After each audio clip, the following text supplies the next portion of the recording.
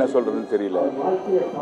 ரோட்டில் சாதாரணமாக சுற்றிட்டு இருந்த என்னை வந்து ஒரு நடிகராக பார்த்தது அவர் தான். ஆக்சுவலாக நடிகராக மட்டும் இல்லை, ஒரு 50 படம் வில்லனாக நடித்து 1000 தான் சம்பாதிச்சிருந்தேன். 1000, 10,000, 20,000, 25,000 சம்பாதிச்சிருந்தேன். என்ன அவருடைய சொந்த படத்தில் என்னை ஹீரோவாக்கி 8 லட்சம் ரூபா லட்சக்கணக்கில் சம்பாதிக்க வச்சது கேப்டன் விஜயகாந்த் தான்.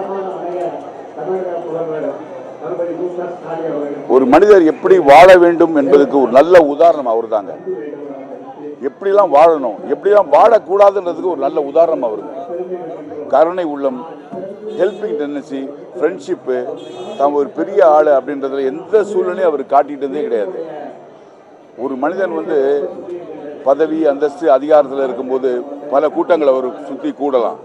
ஆனால் அது அவருக்காக கூடுற கூட்டம் கிடையாது, அவர் பதவிக்காகவும் அவர் அந்தஸ்துக்காகவும் கூடுற கூட்டம். ஆனால் ஒரு மனிதன் இறக்கும் பொழுது எவ்வளவு ஜனம் அவருக்காக கூடுதோ அதுதான் அவர் மக்கள் சம்பாத்தியம்னு சொல்லுவாங்க. இன்னைக்கு நேற்று அவரை பார்க்கறதுக்காக நான் போயிருந்தேன், போகவே முடியல. ஒரு பெரிய பூகம்பம் நடந்த மாதிரி மக்கள் அப்படியே வெள்ளத்தில் ஓடுறாங்க. அந்த கோயம்பேடு பக்கத்தில் நான் அட்ரஸ்க்காக 1.5 மணி நேரம் அலைஞ்ச உள்ளே போக முடியல. இங்கேயும் காலையில் நான் வரும்போது ஈஸியாக வந்துடலான்னு பார்த்தா இங்கேயும் பார்த்தீங்கன்னா சிந்தாதிரிப்பேட்டையிலேருந்து மக்களுடைய வெள்ளம் கூட்டம் வந்துக்கிட்டே இருக்கானா.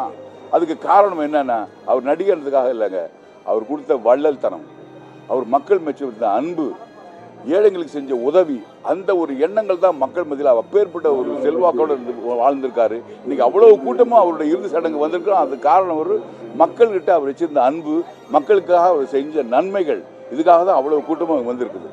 அவர் ஒரு மனிதருங்க. ஆக்சுவலாக நடிகரே கிடையாது, அவர் ஒரு மிகப்பெரிய நல்ல மனிதர். அவர் என்னை அறிமுகப்படுத்தி சினிமாவில் நடிகனாக பாக்யராஜ் சார் வந்து என்னை கதாசிரியரும் உதவியாளரும் பார்த்தார். என்னை நடிகராக அவர் தான் பார்த்து என்னை பெரிய சம்பாதிச்சு இன்னைக்கு உங்கள் முன்னாடி இப்படி பேசிட்டு இருக்கிறது காரணமே கேப்டன் விஜயகாந்த் தான்.